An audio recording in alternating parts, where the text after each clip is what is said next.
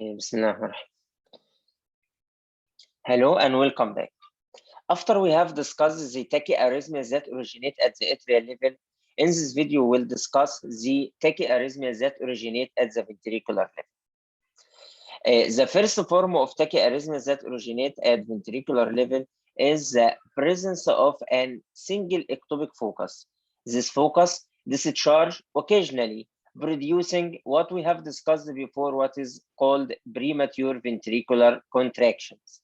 And as we mentioned, the general rule that any electrical activity originating at ventricular level will produce a wide QRS complex. This wide QRS complex will take either a left or right bundle branch block morphology. Left or right bundle branch block morphology. Let's know this rule. If the ectopic focus is in the right ventricle, then it acts like that the left ventricle is blocked. So it will produce a BVC of right bundle branch of left bundle branch block morphology. So when you find a BVC of left bundle branch block morphology, so the focus is in the right ventricle. This is very important rule. And if you find a BVC of right bundle branch block morphology, then the focus is in the left ventricle. And in the coming videos, we will know exactly what is the left bundle branch block morphology and what is the right bundle branch block morphology. Okay, this is the first form of tachyarrhythmias at the level of the ventricles. The second rule is the presence of two ectopic foci, and these two foci produce a re-entry circuit between each other, and this present in the form of repetitive premature ventricular contractions like a BVC, like this. White QRS complex, white QRS complex, white QRS complex, white QRS complex, and this is what we call a ventricular tachycardia, VT, ventricular tachycardia. So ventricular tachycardia is due to presence of a re-entry circuit between two ectopic foci or a presence of a substrate. This re-entry circuit will produce a repetitive ventricular QRS complexes, what we call a VT, ventricular tachycardia. The third pathology is presence of multiple re-entry circuits, like re-entry circuit in this position and another re-entry circuit in this position and another re-entry circuit in this position. These multiple re-entry circuits will produce a polymorphological ventricular tachycardia. So some QRS complexes like this, then QRS complexes like this, then QRS complexes like this. So this form, we call it a polymorphic VT. Polymorphic means presence of multiple shapes of QRS complexes. Polymorphic VT, or what we call torsade de Bois, torsade de Bois.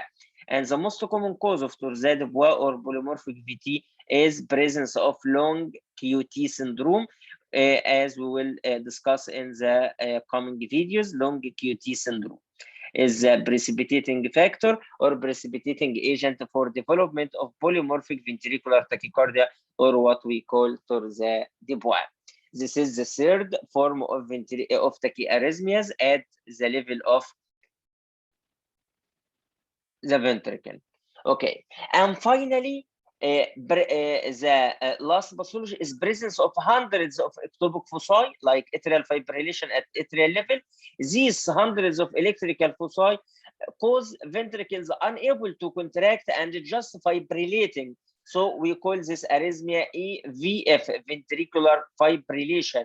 And here the ventricle cannot contract, so there is no cardiac output, and this means the patient is arrested there is no cardiac output and the patient is arrest. So ventricular fibrillation is a form of cardiac arrest, Here, there is no QRS complex, just fibrillatory waves at the level of the ventricle. So you'll see this pattern, which is a disaster or a nightmare when you see it. This is a ventricular VF, ventricular fibrillation, and the patient is going to die. So you have to interfere very rapidly. So at the ventricular level, you can find the premature ventricular complexes, BVCs. You can find a monomorphic VT. You can find a polymorphic VT, or what we call it Torzade-Bois, and you can find a ventricular fibrillation. In dealing with any form of ventricular arrhythmias, just one treatment measure, which is giving the patient a DC shock, direct current cardioversion, in which we give the heart a current shock, electrical shock with high voltage. This high voltage shock will inhibit all these ectopic foci, so reset the heart and allow the normal electrical system starting from SA node going through the AV node and the bundle branches to take the upper hand and the heart regain its normal sinus rhythm. So treatment of any form of ventricular tachyarrhythmias, either ventricular tachycardia or polymorphic ventricular tachycardia or ventricular fibrillation, the treatment is DC shock. Okay, after we have understood the main concepts of tachyarrhythmias at the ventricular level, let's go to our presentation and see the ECG patterns of these tachyarrhythmias. If you look at this ECG, you'll find a wide QRS complexes of the same morphology, the same shape of all QRS complexes, and at regular interval, about 200 beats per minute. So this is a monomorphic VT, monomorphic ventricular tachycardia. This is a very important and pathognomonic ECG.